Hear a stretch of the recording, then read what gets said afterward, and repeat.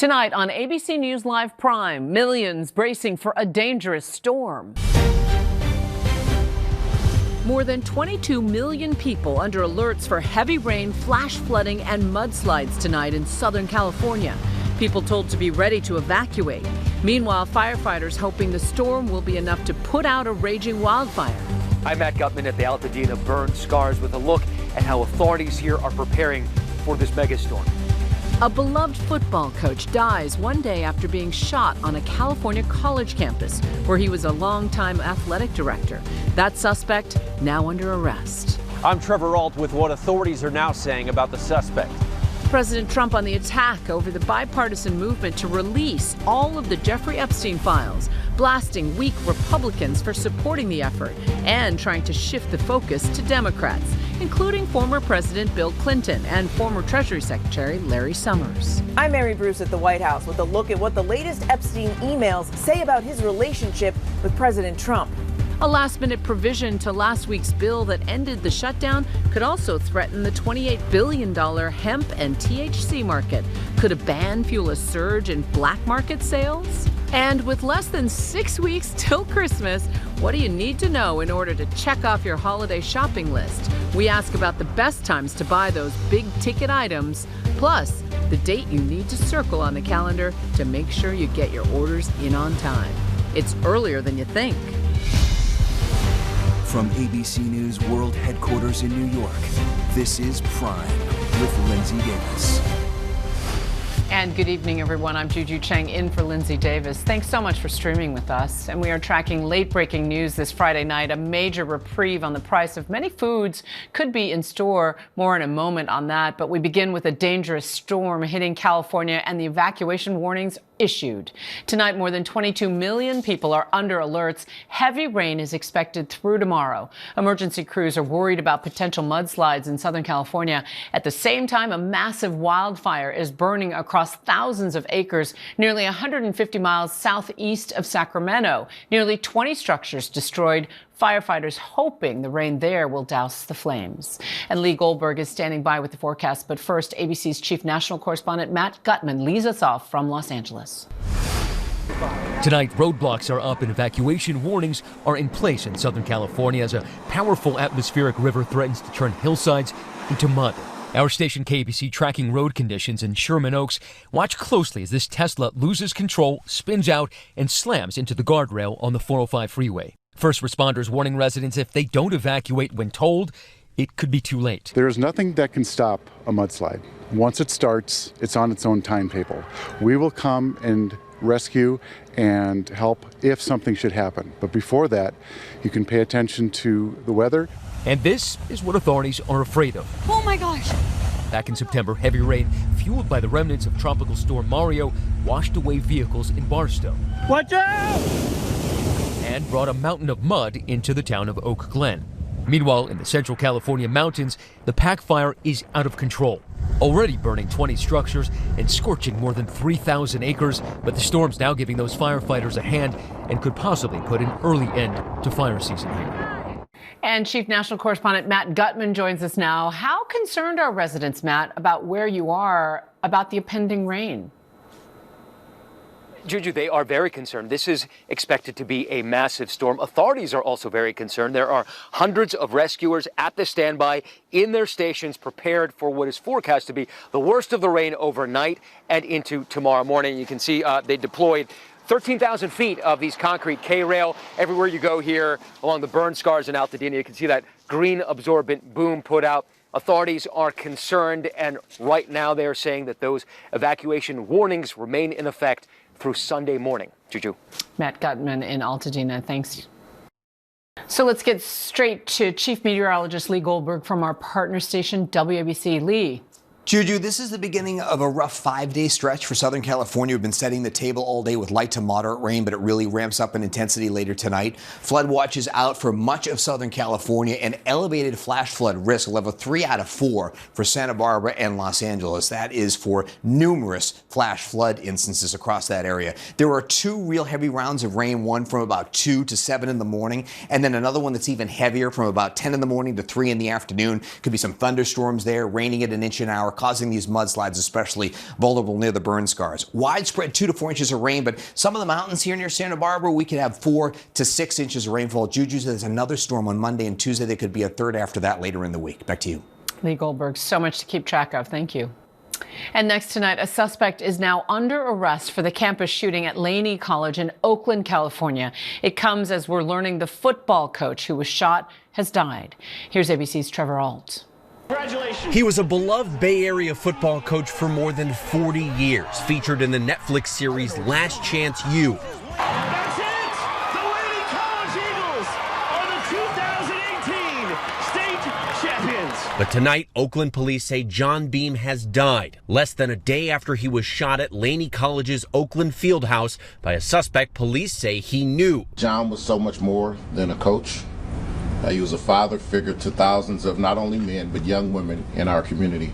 Investigators say overnight they apprehended 27-year-old Cedric Irving Jr., reviewing hundreds of hours of surveillance footage they say follows him from the shooting scene at Laney College Thursday. They say the suspect attended the high school where Beam once coached. He was arrested at a train station at 3 a.m. with a weapon that matched the caliber of casings and live rounds found at the scene. This was a very targeted incident, and I will say that Coach Beam, although they did not have a close relationship, was open to helping everybody in our community.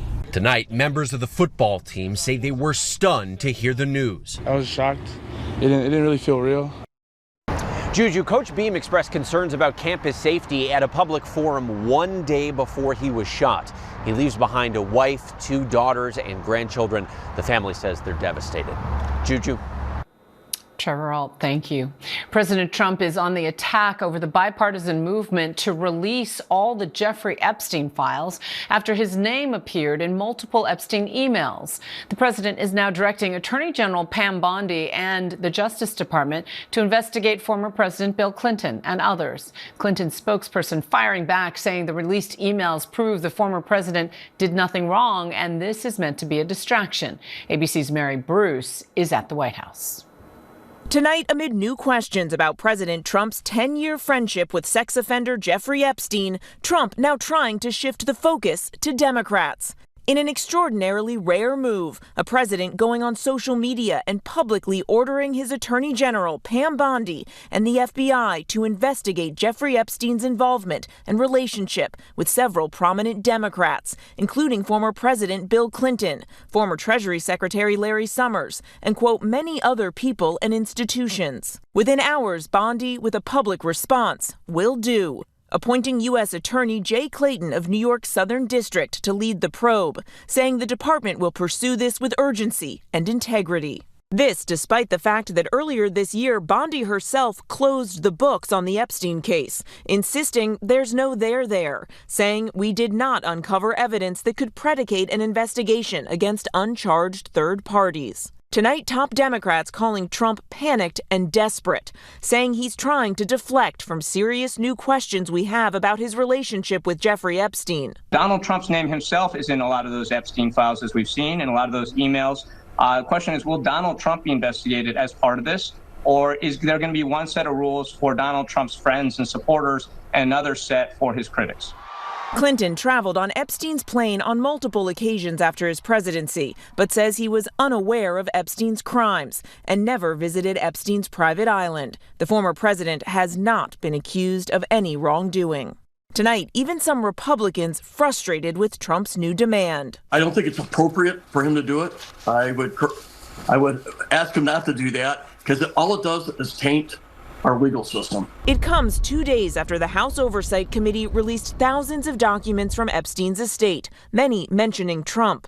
In a 2017 email to former Secretary Summers, Epstein writing, "I have met some very bad people, none as bad as Trump, not one decent cell in his body. So yes, dangerous." In a 2018 text to an unidentified person, Epstein writes, "I am the one who is able to take him down."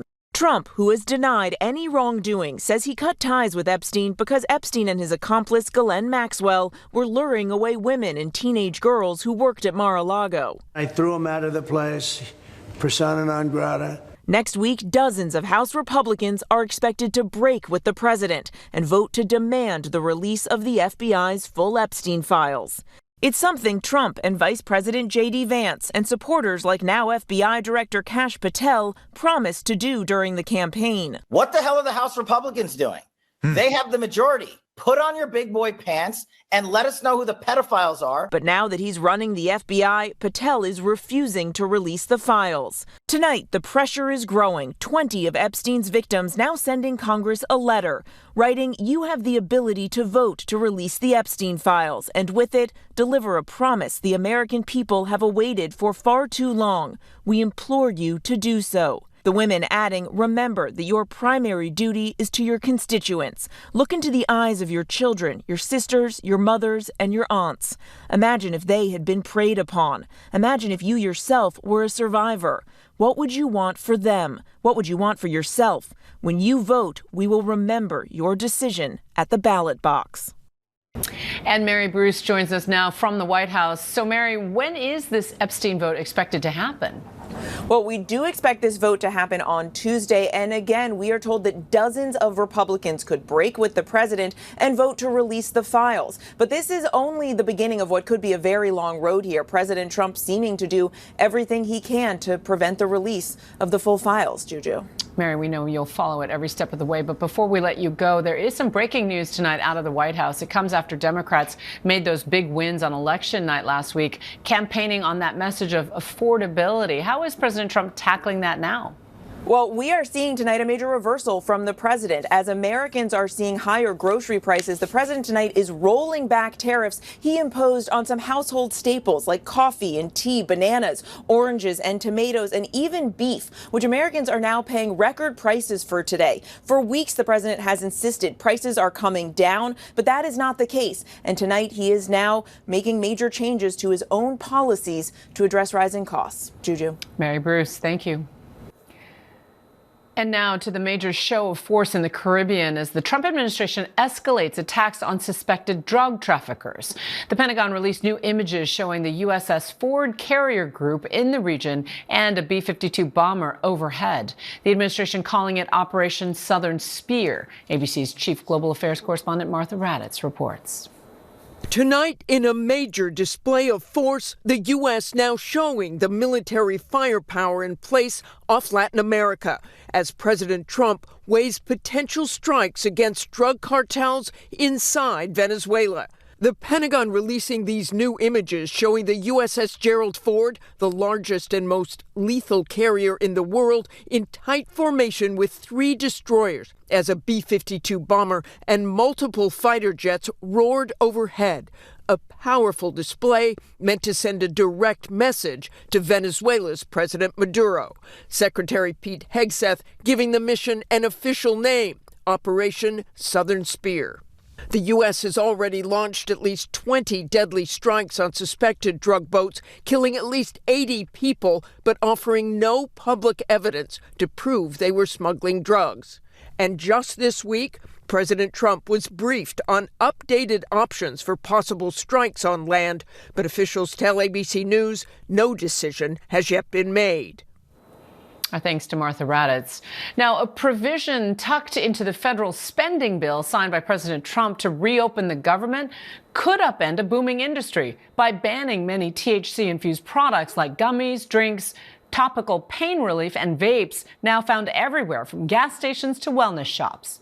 For more on this impact, we welcome James Sample, professor at Hofstra Law School and an ABC News contributor. Thanks for joining us, James. First of all, explain what this last-minute provision is. The law rolled back parts of the 2018 Farm Bill. And what that bill did is it had legalized hemp products. But in doing so, the law inadvertently created a new loophole that allowed companies to take THC in concentrated form from legal hemp and then formulate it into products that were marketed in many respects on open retail, gas stations, as you said, in candy-like packaging, sold in a variety of forms, gummies, drinks, vapes, balms, and CBD, and then often marketed to children. The new law closes that loophole by banning products that have more than 0.4 milligrams total of THC content per container. What that means is that even some in non-intoxicating CBD products, in addition to the products that are intoxicating, become federally illegal when this law takes effect in 1 year.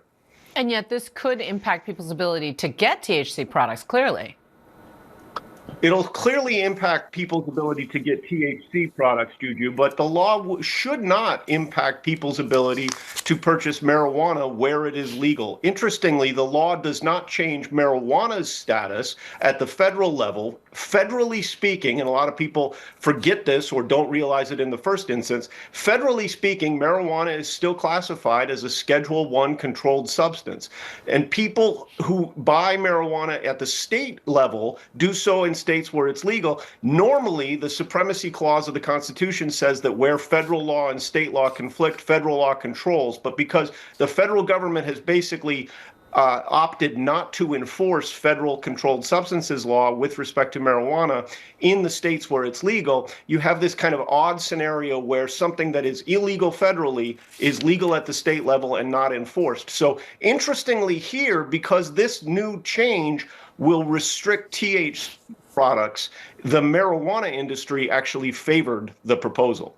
James Sample, thank you. And no doubt another blow to farmers growing hemp. Thanks for joining us. In other news, 4 police officers were injured after violent clashes between police and protesters outside an ICE facility near Chicago. Authorities say the situation escalated when protesters in Broadview, Illinois, moved out of their designated zone, sparking a confrontation with local and state police. It was one of the largest crowds seen there in weeks, with faith groups, counter-protesters, and officers in tactical gear all on the scene. More than 20 people were detained as part of that protest. Well, COP30, the International Climate Summit, kicked off this week in Brazil, despite the lack of a formal U.S. delegation. Today, about 100 indigenous protesters blocked the main entrance of the conference, the latest in a series of largely peaceful protests. The goal of this year's conference, which continues next week, is to focus on efforts to limit the global temperature increase to 1.5 degrees Celsius. So for more on COP, we're joined now by Alexis Abramson, the Dean of Columbia University's Climate School. She is just back from Brazil. Thank you for joining us, Professor. Thank you. Happy to be here. So what did you make of the progress that this week may have ensued? Yes, I think COP30 this year is particularly focused on taking the ambitions we've had over the last many decades and turning them into real implementable solutions. What you showed there was concern largely around climate adaptation, that climate solutions, generally speaking, are fall into mitigation and adaptation categories. And now many parts of the world are seeing the effect of climate and the intensification of flooding, of agricultural issues, of extreme heat. And it's time that we focus our efforts on trying to help those parts of the world adapt. So with those dramatic impacts, what are the tangible goals that you think the world needs to be working towards? Sure. So I would say they largely fall into 3 categories. It's getting a lot of the technological solutions that are cost effective out there into the world. For example, solar energy is cost effective in many parts of the globe. And so getting them out there means a reduction in emissions. The second category is policies. We need to look at best practices around what policies to help get climate solutions out there to mitigate the impacts of climate change. And then the third category is climate finance. There's a large focus on climate finance this year. I participated in a panel with the UN on that very topic to look at how do we get the financing out to particularly emerging economies to help them deal with the impact of climate change. And we know that the U.S. is one of the biggest polluters out there in the world. What is the impact of America pulling back from the world stage on climate leadership? So, of course, the U.S. is not participating in the negotiations, but there are still many people in the U.S. committed to climate mitigation and climate adaptation solutions. We see that happening in our country at the state level, at the local level. We see that happening with industries committed to sustainability, with NGOs also committed to making sure that climate solutions are getting out there. So while they're not participating in the negotiations, negotiations, there's still a lot of activity around how the U.S. can play a central role, but also opening up some space for other diverse voices, other governments, other leaders in the climate change arena to come and provide more input to how we can address this even better from a global perspective. And there's a lot of focus on corporate leadership in this time as well. And of course, you see students all the time. I'm curious, what gives you hope about the current state of our planet and the next generation? So I do have a lot of hope. I think we always hear about climate change as being this very complex, hard to tackle challenge that we face, but we have made a lot of progress over the last few decades. In fact, 10 years ago at the Paris Climate Accords, we predicted business as usual. We'd be at 4 degrees Celsius warming by 2050. Now it's looking like we're at more like 2.7 degrees. So while we still have a ways to go, we're still making that progress. And so that's good to look at how cost effective also some of these solutions are. And so the students at the climate school and across a lot of environmental and climate programs around the world are learning about what solutions can be implemented where. And I see now more than ever a lot of passion, a lot of enthusiasm and commitment by these students to be part of the solutions moving forward. And that gives me a lot of hope. Well, Alex Abramson up there in Columbia, thanks so much. Have a great weekend. After a 2-week standoff, Alphabet and Disney announced they have reached a deal to restore content from ABC and ESPN onto Google's YouTube TV.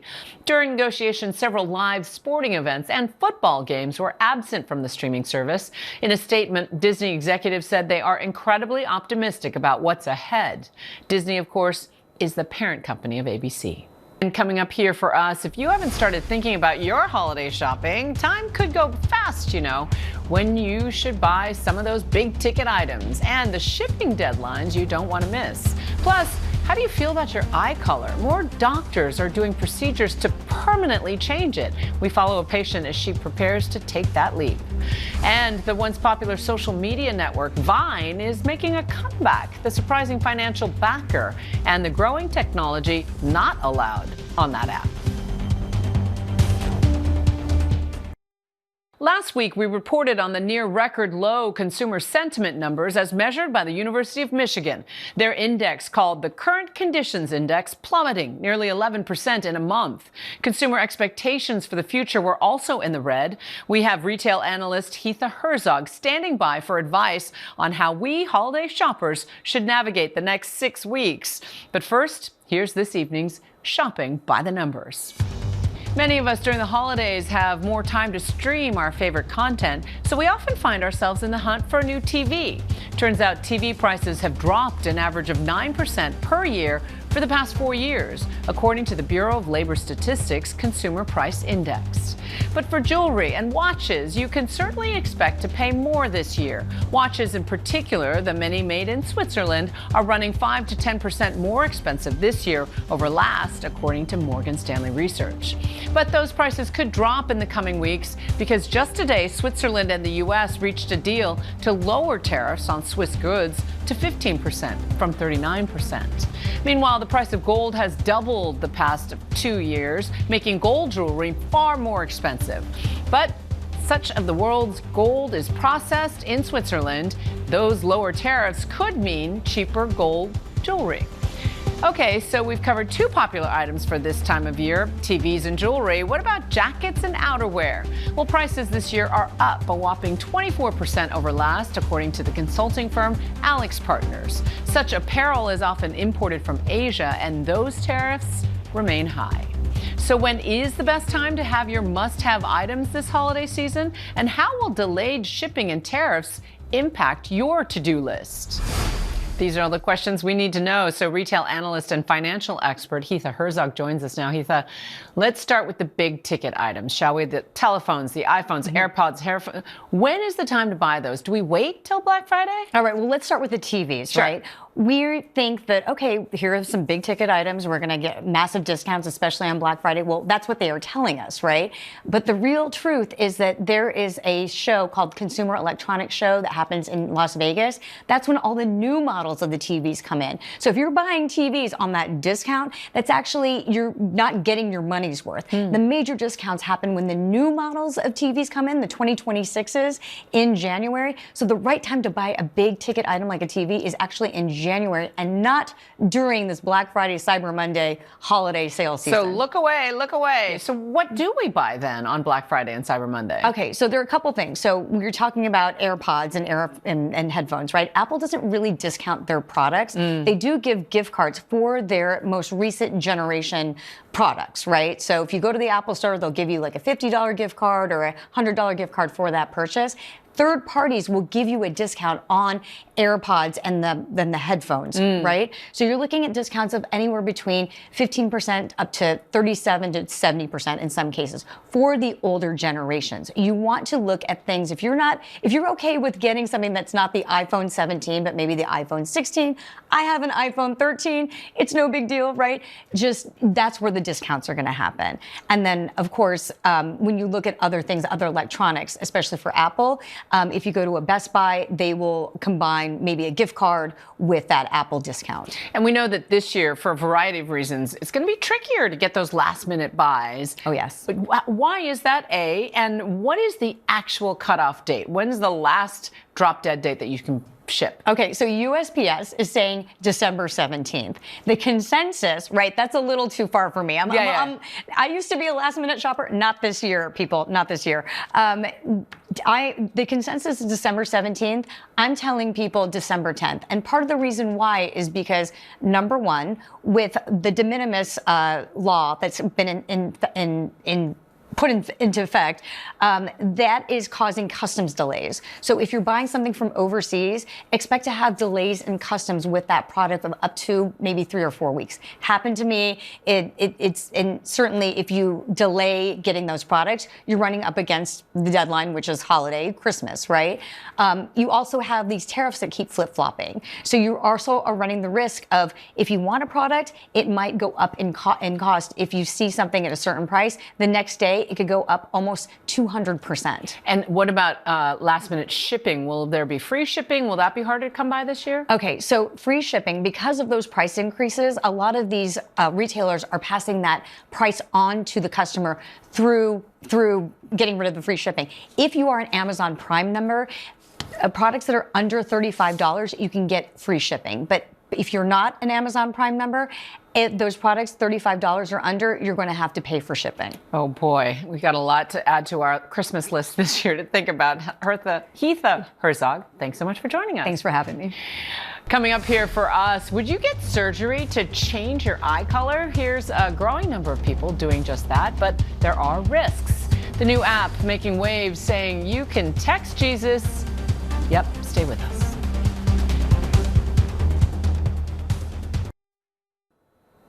And welcome back. Imagine permanently changing the color of your eyes. It's no longer science fiction. It's a controversial procedure called color eyes. Many who've done it say the results are unbelievable.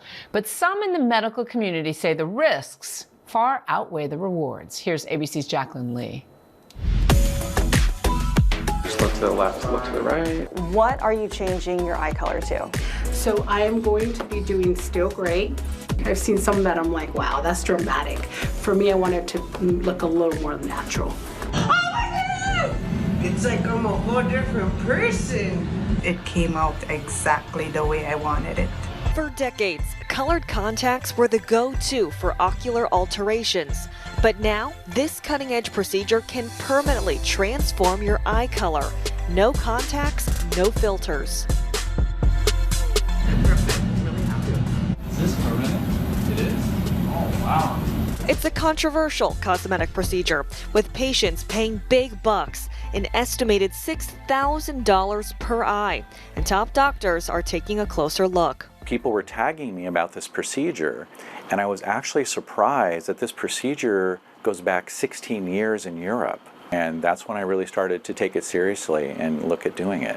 Dr. Brian Boxer-Walkler of Beverly Hills, one of the only surgeons in the U.S. offering this groundbreaking, highly debated procedure, placing an injectable pigment below the cornea surface to permanently change eye color. I'm a cornea specialist. If it wasn't safe, I wouldn't be doing it. But not everyone is convinced. They look actually significantly worse than colored contacts. In every single video, the results look reptilian and uncanny. I just wouldn't risk it for the biscuit. The FDA has not approved any eye color changing surgeries for the purposes of cosmetic reasons, for example, changing the color of the eye. Now, there are certain procedures like iris implants that are approved for medical reasons like damage to the eye. Doing this for cosmetic reasons like changing the color of the eye is not only dangerous, it's highly discouraged by organizations like the American Academy of Ophthalmology. Surgical eye color augmentations first appeared globally in the early 2000s, attracting high-profile patients. Rapper T.I.'s ex-wife, Tiny Harris, traveling to Tunisia to go from dark brown to icy blue. They take this implant and it's folded up. They open it and they spread it over your eye. Tiny's daughter, Zanique, also traveling overseas for the same treatment, experiencing serious complications, sharing on their reality show. It's been a week since I got my surgery, and I took the eye implants out so that I wouldn't have any permanent damage. It's my understanding that Tiny and Zanique had a procedure which included an iris implant to change the color of their eyes. Now, that is highly criticized and unsafe and brings many risks, not only for the short term, like complications such as infection, but also long-term complications like scarring and permanent vision loss. But Dr. Brian says that's far from what he's doing here in Beverly Hills. I've even had to remove those lens implants from some patients who went to other countries to get them. And that is a dangerous procedure. One is an implant in the eye, the other is a procedure just below the cornea surface. What misinformation do you want to clear up? Nobody's ever gone blind, and there's not been one single infection in 16 years. This procedure is shown to be overall safe. It's actually safer than LASIK, and it's actually safer than cataract surgery. To get a closer look, meet 46-year-old Rosa. She traveled from San Diego to Beverly Hills just to see Dr. Brian.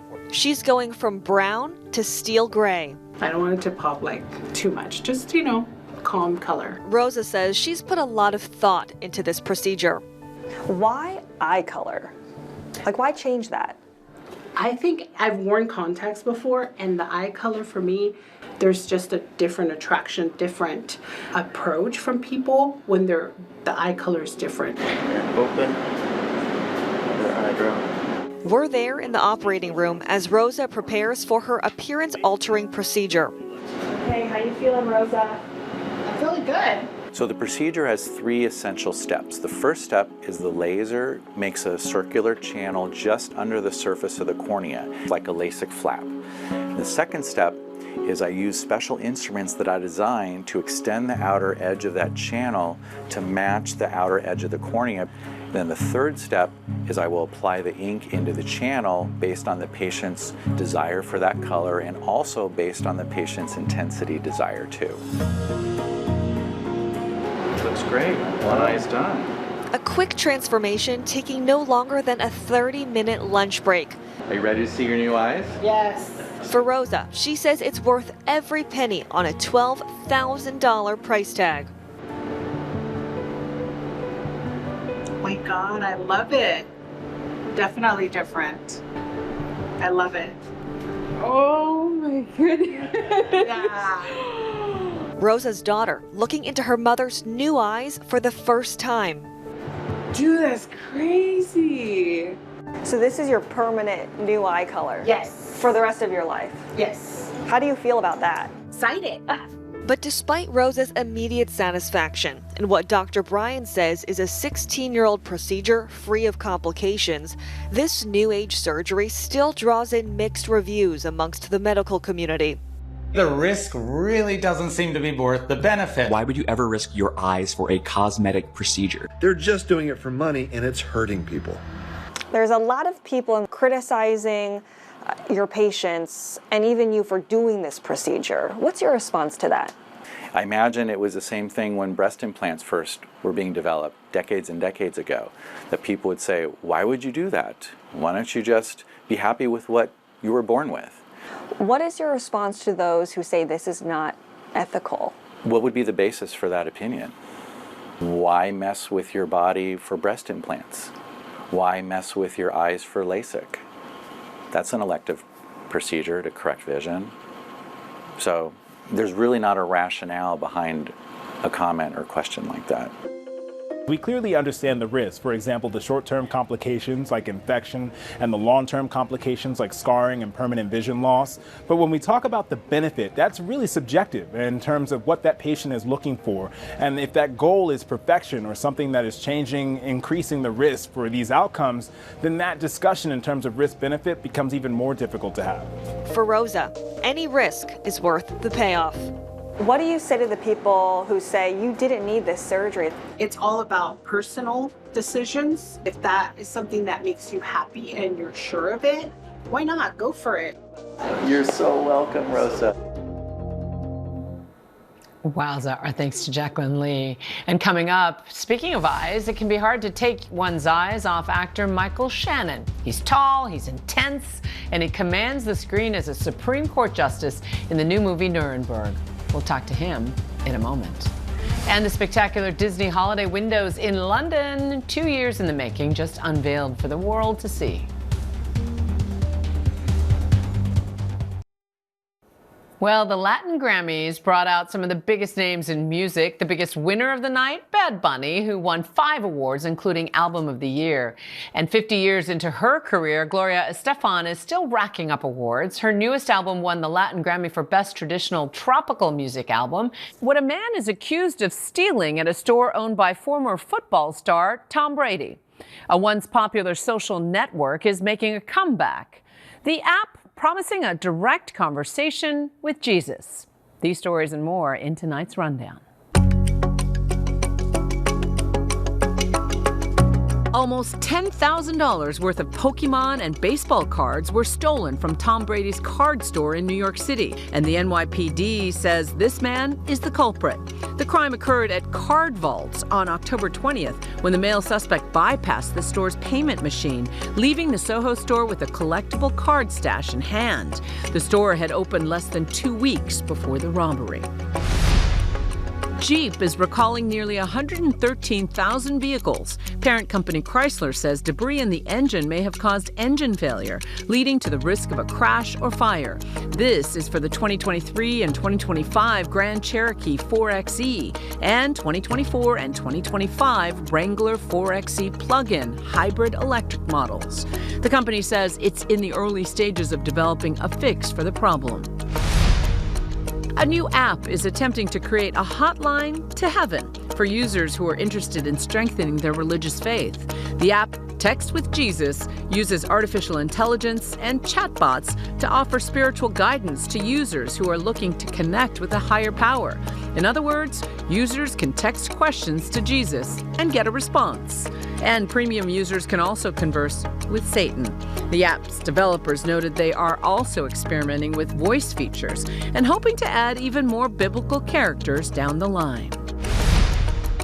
After nearly 8 years without a permanent home, the Studio Museum in Harlem is finally reopening its doors in a newly reimagined space.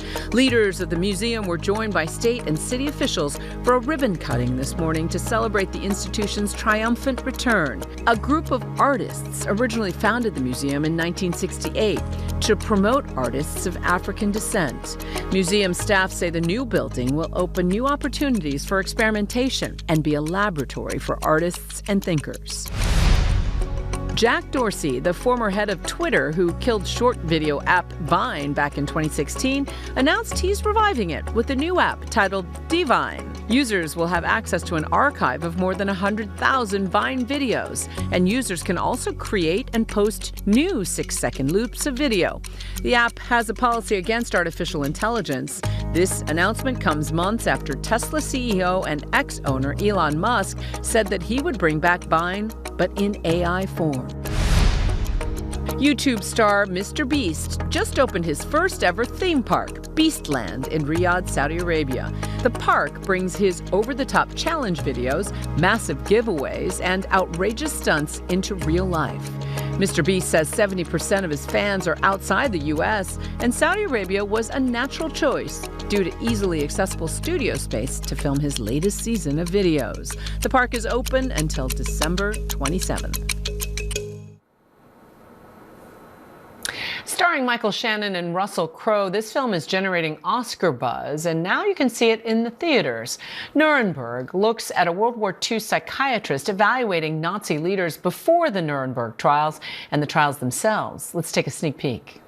So you are aware that this makes you the only living man who can expound to us the true purposes of the Nazi Party and the inner workings of its leadership. I am perfectly aware of this, yeah. Mm-hmm. Head-to-head great acting, and of course Ashan Singh caught up with one of the film's stars, Michael Shannon, for more on what to expect. I'm joined now by the incomparable Michael Shannon, who's in the midst of an unbelievable year. Michael Shannon, thank you so much for joining us. My pleasure. Man, you have one of the year's most anticipated films. You made your directorial debut with Eric LaRue. You're on West End. You had a sold-out tour. You're starting another one. As a performer, as a creative, what has this moment been like for you? Not to mention a new Netflix show as well coming out. Yeah, Death by Lightning, yeah, that just popped up. You know, it's been a whirlwind, but I feel very fortunate. You know, after COVID and the various strikes that the unions had, a lot of people have found it hard to get back to work, and I feel very blessed that I've been as busy as I've been, yeah. Yeah, it seems like you've been busier than ever. Yeah. It's one of the most anticipated films of the year, Nuremberg. You play Justice Robert Jackson. Yeah. Justice Jackson? They captured Herman Goring alive. What are they going to do with him? The governments of Russia, France, Great Britain, and our United States will put these men on trial for their lives. It can't be done. There's no international law to base the charges on. The world needs to know what these men did. As he is conducting the Nuremberg trials, he's the lead prosecutor.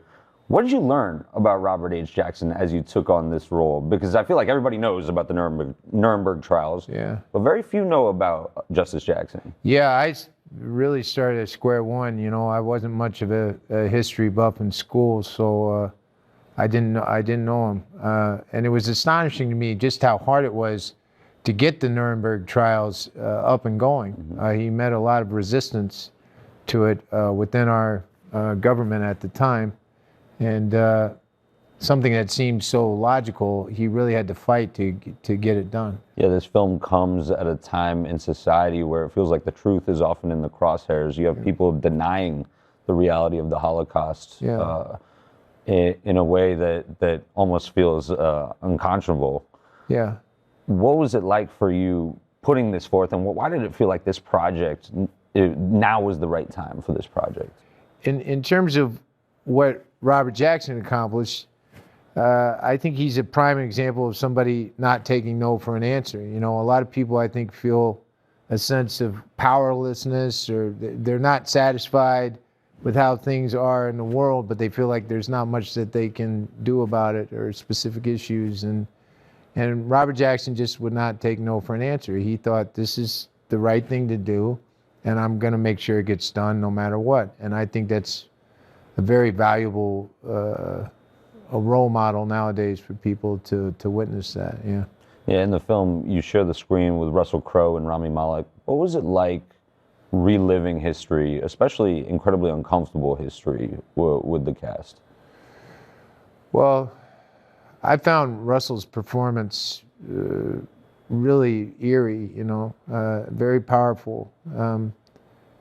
He put so much work into it, so much detail into it. And he was very forthcoming with me. You know, he actually gave me, he had sent all the way from Australia a book of the transcripts of the back and forth between Jackson and Goering when he was on the stand. And that testimony actually went on for days. Mm-hmm. What you're seeing in the film is a very condensed version. But he had read the whole thing. And he had bits highlighted, and he said, oh, you think we should add this part in? Or what do you think about this part? And I just, my hat's really off to him for how hard he worked. Yeah, for as much of this movie actually takes place in the courtroom, this doesn't feel like your traditional courtroom drama. There's really elements of a thriller that keeps the audience engaged. Was that intentional?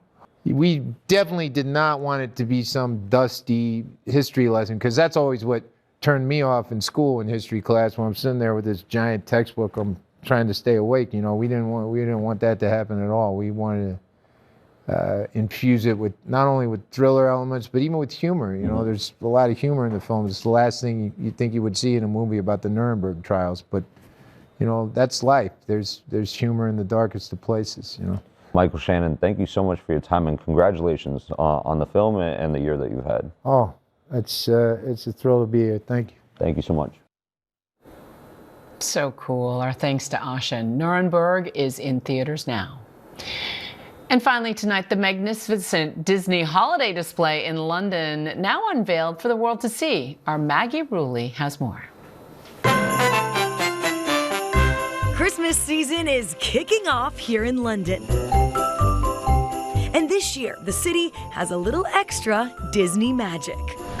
London, known for its glittering Christmas windows at places like Harrods, Fortnum & Mason, and of course, Selfridges, one of London's largest and oldest department stores. Now, the two iconic brands, Disney and Selfridges, have teamed up to create a most magical Christmas, Stardust included. The 18 windows designed as a celebration of mid-century Disney classics. The windows, spanning an entire block down Oxford Street, one of London's busiest shopping destinations, took 2 years to create. What we really wanted to do with this window was create something that felt like being at a Disney park. Disney Imagineers using cutting-edge tech, even building a replica of Peter Pan's window in LA, making sure Tinkerbell has a proper home here in London. The windows, now part of a rich history between the two brands dating back to the 1950s, when Alice in Wonderland featured over the main entrance. These are the things you come up to London for. You come up to see the lights in Oxford Street, you come up to see Selfridges, you come up to see Harrods. This is a thing that you do before Christmas. It's that joy, that excitement. That's what does it, doesn't it? Yeah. It's that excitement. You become a kid again, don't you? Yeah, very much so. This year's festive collaboration also includes a pop-up Disney store with merch and food exclusive to Selfridges. Decades later, the magic of Disney is still alive in the heart of London. Juju, there's just so much feel-good, jolly nostalgia here right now. I have to end with my personal favorite Christmas window, the 101 Dalmatians. This was my absolute favorite movie growing up. The details are incredible. The little dog wagging their tails, all of the Christmas ornaments. It's hard not to have so much cheer right now. And so if you happen to find yourself in London, or anyone does, these will be on full display until the end of the year. Juju? Maggie, you just embody good cheer. Thank you. And of course, Disney is a parent company of ABC. That's our show for this hour. I'm Juju Chang. Stay tuned to ABC News Live for more context and analysis of the day's top stories. Thanks for streaming with us.